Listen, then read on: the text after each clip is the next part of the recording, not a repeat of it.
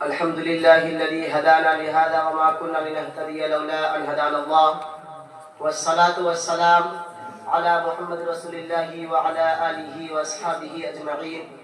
أما بعد، فأعوذ بالله من الشيطان الرجيم. بسم الله الرحمن الرحيم.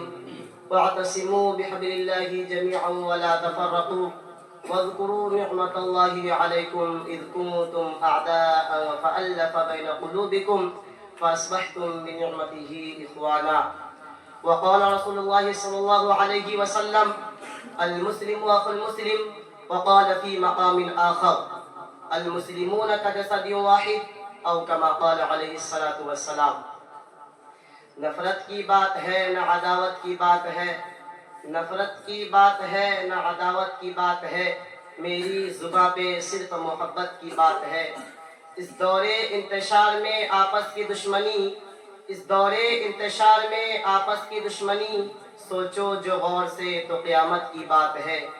دیوار نفرتوں کی گراؤ تو بات ہے، دیوار نفرتوں کی گراؤ تو بات ہے، انسان کا شعور جگاؤ تو بات ہے.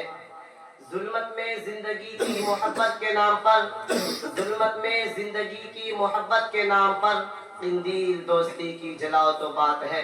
شہدائیان اسلام اور میرے عزیز ساتھیوں، میں آپ جیسے عظیم المرتبہ اشخاص کے روبرو اتحاد و یکجہتی کے عنوان پر لب کشائی کی ہمت کر رہا ہوں. یہ سب آپ حضرات کی کرم فرمائی اور محبت کا نتیجہ ہے، ورنہ کہاں میں اور کہاں یہ نکہت گل. آج مسلمانوں کے اندر نفرت و عداوت کی خلیج اور آپ سے تنازعی کو مہلک بیماری ہر مسلمانوں کے رگ و ریشے میں سما چکی ہے. ہمارے اندر اختلافات اور تنازعات و تشاجرات نے جنم لے لیا ہے، جس کی بنا پر آج مسلمان ذلت و رسوائی کی دلدل میں پھنسا ہوا ہے. مسلمانوں کی مختلف تنظیموں اور جماعتوں میں آپسی اتحاد و اتفاق باقی نہیں. کوئی اپنے آپ کو شیعہ کہتا ہے، کوئی اپنے آپ کو بریلوی کہتا ہے، کوئی اپنے آپ کو سنی کہتا ہے، کوئی اپنے آپ کو دیوبندی کہتا ہے. مسلمانوں کی مختلف تنظیموں نے آپسی اتحاد و اتفاق کو باقی نہیں رکھا. ایسا کیوں ہو رہا ہے؟ اس کی وجہ کیا ہے؟ صرف ایک بنیاد ایسی ہے جس پر مسلمانوں کے تمام لوگ، گروپ، تمام تنظیمیں متحد ہو سکتی ہے. وہ بنیاد قرآن و حدیث ہے. قرآن پر شیعہ، سنی، بریلوی، مودودی، دیوبندی تمام تنظیمیں ایمان رکھتی ہے. قرآن کی للکار و فریاد سننے کے لیے تمام تنظیمیں، تمام جماعتیں ایک پلیٹ فارم پر آ سکتی ہے اور سب متحد ہو سکتے ہیں. برادران ملت، نفرت و عداوت کی خلیج کو دور کیا جا سکتا ہے، عداوت و تشاجرات کی دیوار کو منہدم کیا جا سکتا ہے. شرط یہ ہے کہ ہمارے پاس قرآن کے للکار سننے والے کان ہو. ہم مسلمان ہیں، قرآن پر ہمارا ایمان ہے، احکام پر بھی ایمان ہے، رہبر ہمارا قرآن ہے، ہادی رسول کا فرمان ہے، جس پر سب کچھ قربان ہے. تو آئیے رب الرحمن کا قرآن اور ہادی رسول کا فرمان سنیے اور اپنی زندگی سے نفرت و عداوت کی خلیج کو دور کر دیجئے.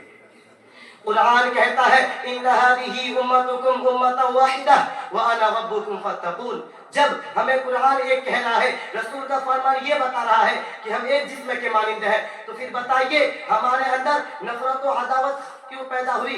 ہم اختلافات و تنازعات کیوں پیدا ہوئی؟ ہم الگ الگ اور منفرد کیوں ہیں؟ اس کی وجہ کیا ہے؟ یاد رکھے، جس قوم و ملت نے انتشار و اختلافات اور تنازعات کو اختیار کیا ہے، اس قوم نے کبھی بھی کامیابی و کامرانی کا حسین چہرہ نہیں دیکھا اور ذلت و رسوائی کے اندھیرے اور گہرے کنویں میں گر گئے. اور جس قوم و ملت نے اجتماعیت و وحدت اور اتحاد و اتفاق کو اختیار کیا، وہ ہمیشہ کامیابی و کامرانی کے اونچے اونچے پہاڑوں پہ نظر آئے. شریعت اسلامیہ نے اتحاد و اتفاق کو پسند کیا ہے، اختلافات و تنازعات کو دور رکھنا پسند کیا ہے.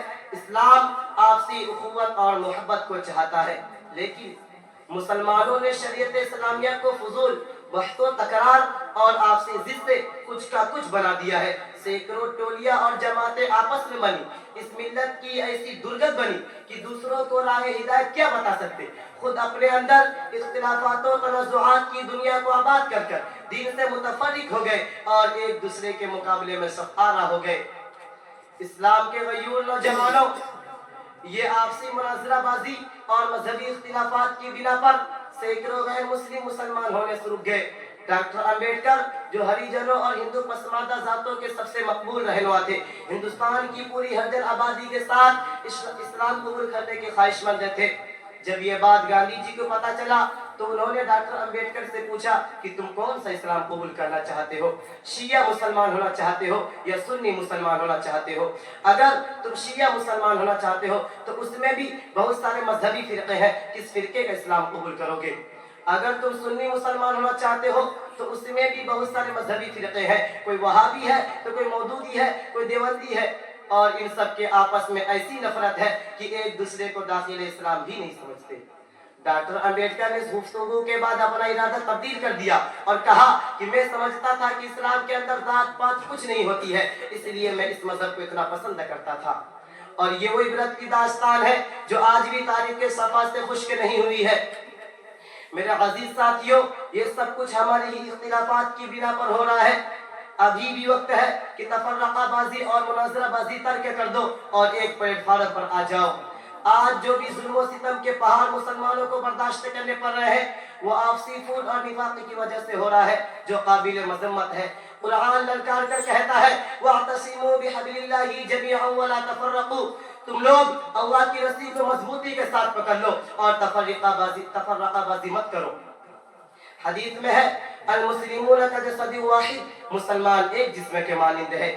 مسلمان کو ایسا ہونا چاہیے تھا کہ ایک مسلمان کو تکلیف پہنچے تو دوسرا مسلمان تکلیف محسوس کرے، اگر ایک مسلمان کو چوٹ لگ جائے تو دوسرا مسلمان یہ کہتے ہوئے قوت کا حق ادا کرے کہ چوٹ تجھے لگے تو درد مجھے ہوتا ہے۔ اللہ رب الرحمن کے فرمان پر غور کیجئے، ارشاد فرماتا ہے انما المؤمنون اخوة فاصلحوا بین اخویکم، قرآن ہم سب کو بھائی کہتا ہے۔ حدیث میں ہے کہ ماہ رسالت صلی اللہ علیہ وسلم نے ارشاد فرمایا المسلم اخو المسلم، فرمان رسول سے بھی قوت ثابت ہے، تو پھر کیوں ہم قرآن کے کیوں خلاف قدم اٹھاتے ہیں، کیوں فرمان رسول کے خلاف قدم اٹھاتے ہیں، آپسی اختلافات اور تنازعات میں کیوں پھنسے ہوئے ہیں؟ برادران ملت، ہم سب مسلمان آپس میں بھائی ہیں، ہم شیعہ بعد میں ہیں سب سے پہلے مسلمان، ہم سنی بعد میں ہیں سب سے پہلے مسلمان، ہم مودودی بعد میں ہیں سب سے پہلے مسلمان، ہم وہابی بعد میں ہیں سب سے پہلے مسلمان، ہم بریلوی بعد میں ہیں سب سے پہلے مسلمان، ہم دیوبندی بعد میں ہیں سب سے پہلے مسلمان۔ ہم سب قرآن کی آواز پر لبیک کہتے ہیں، تو پھر آئیے ہم اپنی زندگی سے نفرت و عداوت کی خلیج کو دور کر دیں، اپنے آپس سے نفرت و عداوت کی خلیج کو ختم کر دے۔ دعا یہ ہے کہ اللہ تبارک و تعالی ہمیں اور آپ کو اور پورے امت مسلمہ کو قرآن و حدیث کو دستور عمل بنانے کی توفیق دے اور اتحاد و اتفاق جیسی نعمتوں سے نواز کر اختلافات و تنازعات جیسی منحوس رہنت سے ہمیں اور آپ کو اور پورے امت مسلمہ کو اللہ تعالی محفوظ رکھے۔ وآخر دعوانا الحمدللہ رب العالمین۔